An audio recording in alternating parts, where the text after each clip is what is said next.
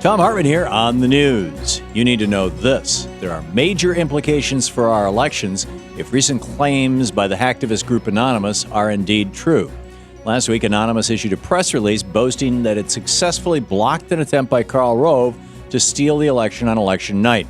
For weeks leading up to the election, Republicans have been hyping up their get-out-the-vote system known as ORCA that would have played a big part in Mitt Romney winning the presidency. But Anonymous claims that ORCA wasn't meant to get out the vote, but instead to steal the vote. The hacktivists say they discovered Rove's plot months before the election and learned of the inner workings of ORCA and how it was created to rig the vote in 3 battleground states. Thus, Anonymous says it built a firewall on election night that blocked ORCA from manipulating vote totals. That might explain why Karl Rove appeared so shocked on election night when Fox News called Ohio for President Obama. Regardless of whether or not Anonymous's claims are true, and if they are true, then evidence should be released, there are still serious problems with our entire privatized vote system. In screwed news, the shadow banking system runs the world. A new report by the G20's Financial Stability Board finds that the world's shadow banking system has grown significantly. It's now worth more than $67 trillion. The GDP of the planet is $65 trillion. The shadow banking system is a largely unregulated, debt-driven market for complex and often risky financial instruments. Since 2002, the shadow banking system has nearly tripled in size, and today is worth roughly half of all bank holdings in the world. It's also bigger than the entire global GDP. At $23 trillion, the U.S. has the world's biggest shadow banking system. This is what's replaced good old manufacturing and the creation of actual wealth in the United States. Now we have an economy dependent on banksters manipulating money. We must rein in Wall Street before it's too late, with new regulations to turn banking back into the boring and useful industry it used to be. Otherwise, we could be heading toward another financial catastrophe very soon. In the best of the rest of the news, as the planet warms, it's the poor around the world who will suffer the most. That's the warning coming from a new World Bank report that projects global temperatures increasing 4 degrees Celsius, about 7 degrees Fahrenheit, by the end of the century. That temperature increase will be felt the most along the equator in the Mediterranean, North Africa, the Middle East, and parts of the United States. This temperature increase will lead to scarcity in water and food resources and disruptions in biodiversity, which could force mass migrations of people out of affected areas. Rising temperatures will also lead to rising sea levels, which threaten cities located in India, Mexico, and Vietnam, as well as several African nations. The World Bank also warns that several small islands around the planet will unlikely be able to sustain their populations by 2100.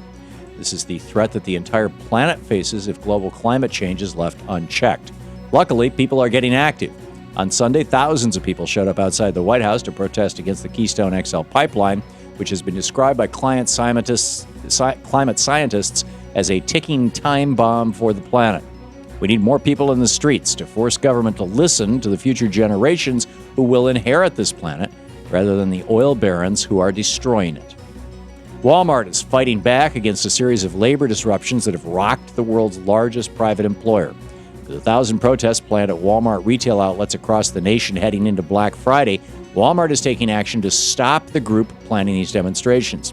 The retailer filed a complaint with the National Labor Relations Board to block the organization Our Walmart from coordinating strikes at various stores this week. Walmart claims that under current law, workers only have 30 days to demonstrate before they take a unionization vote, and so far demonstrations have gone on longer than 30 days. But labor groups are responding by saying that this is not an organizing effort, but instead an effort to bring attention to illegal labor practices like unsafe working conditions and retaliations by Walmart against its employees. Stay tuned. With just a few days until the busiest shopping day of the year, this fight may just be getting started. Only in conservative austerity la-la land is the answer to rampant crime laying off the entire police department. Yet that's exactly what New Jersey Governor Chris Christie is doing in Camden, New Jersey. With 42% of residents living below the poverty line, Camden is one of the poorest and most dangerous cities in the nation. 59 residents have been murdered this year, already shattering a 20-year record for killings. To fix this, local leaders are disbanding the 141-year-old police department, firing all the unionized cops, and replacing them with a new, lower-paid police force. But critics say this has nothing to do with crime and everything to do with busting up unions. As Eugene O'Donnell, a criminal justice professor in New York, told the Huffington Post, this is not a policing strategy. This is something more sinister. Every cop in America should worry about what's happening in Camden. He's right. Public safety is being sacrificed in New Jersey thanks to the conservative war on working people. And finally, led by House Minority Leader Nancy Pelosi, Democrats are taking a tough stance in the looming fiscal crisis. In an interview with ABC, Pelosi was asked if it's possible that both parties can come to an agreement on the so-called fiscal cliff that doesn't include tax increases on the rich. Pelosi responded, no. Democrats must take a tough stance on this issue as Republicans try to manufacture a crisis around the fiscal cliff as an excuse to slash spending and bring about austerity here in the United States. This is disaster capitalism at its finest or at its worst, and we need principled lawmakers to stand up to it. And that's the way it is today, Monday, November 19th, 2012. I'm Thom Hartmann on the news.